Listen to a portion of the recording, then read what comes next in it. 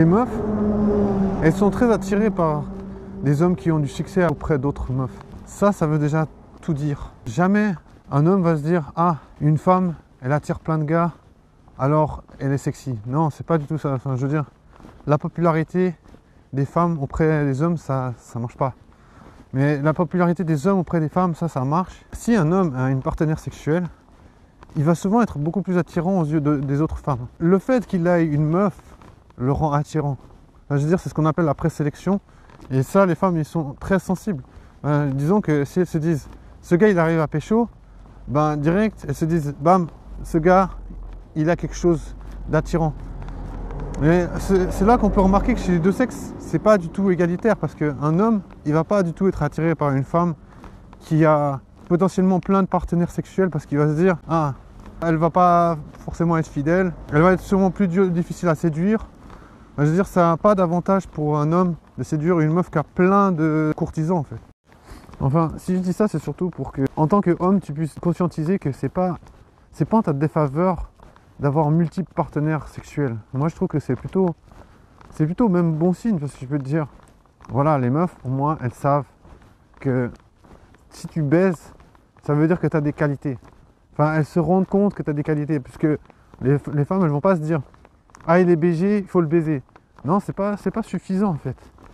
Enfin, combien de femmes elles vont parler de charisme? Combien de femmes vont parler de feeling? Ben, si un gars il a une meuf, ben, elles peuvent déjà s'assurer qu'il y a forcément une de leurs consoeurs qui a développé du feeling pour cette personne. Donc, possiblement, elles pourront aussi le faire avec. C'est une stratégie qui est à prendre en considération si tu veux avoir de la popularité. Il n'y a qu'à voir dans les films où il y a ce gars qui est populaire et qui a toutes les meufs qui lui tournent autour. Et ben, les meufs, elles vont pas dire « Oh putain, jamais je baiserai avec ce gars, il baise avec trop de meufs. » Ben, autrement, il serait pas populaire. Justement pas. Je veux dire, la popularité, c'est justement parce qu'il y a des gens qui lui tournent autour. Et ça vient juste démontrer qu'il est dominant. Ça vient juste démontrer que des femmes lui font confiance. Ça vient juste démontrer que c'est potentiellement un bon parti pour les meufs. Donc finalement, la popularité, ça fait que renforcer la popularité. Et voilà, c'est un truc à prendre en considération, puisque finalement, ça démontre comment la nature féminine, elle entre en action. Enfin, moi, je trouve que il faut remettre en question la mentalité Disney, de se dire, voilà, partenaire, ils deviennent amoureux, la meuf est là en mode ah putain, ce gars il est trop stylé, il me court après avec des fleurs.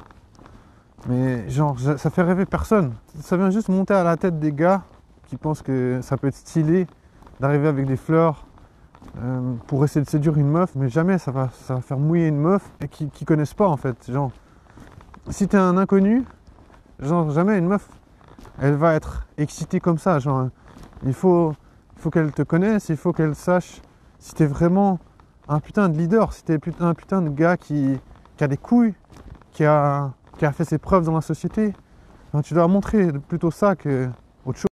Voilà, par exemple, si on veut comprendre différemment le schéma, on peut se dire, si tu mets sur le CV d'une meuf belle, sans aucun autre critère, ça va déjà suffire à plaire à plus de 80% de la population masculine.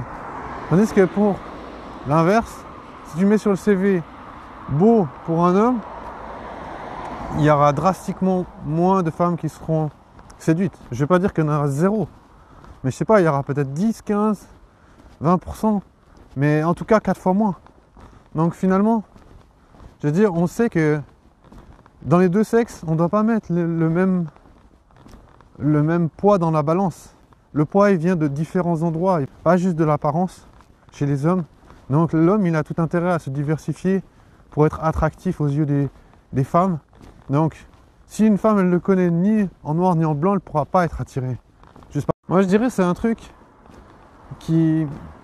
Enfin, c'est quelque chose, c'est une théorie qui est utile pour des gens qui grandissent loin des femmes. Parce que forcément, si tu n'es pas exposé souvent à la nature féminine, tu vas penser comme un gars. Enfin, un gars, il sait très bien que, genre, en 2-2, il va être attiré par une femme, il n'aura pas besoin de la connaître pour être excité. Tandis que l'inverse, ça marche pas. Mais ça, tu peux pas savoir si tu es un gars et tu passes ton temps à jouer à des jeux vidéo et t'es pas exposé à la nature féminine. Là, tu pourras juste pas savoir comment les femmes, elles pensent. Mais après, bah voilà. Je veux dire, bien sûr, on peut se dire, ces gars-là, c'est juste des paumés. Mais pourquoi se dire ça? Puisque finalement, ces gars qu'on peut imaginer comme des paumés, ils devront faire leur vie et ils devront s'insérer dans le marché du sexe. Mais après, qu'est-ce qu'ils vont faire? Ils vont payer des prostituées. Peut-être ça va servir à faire tourner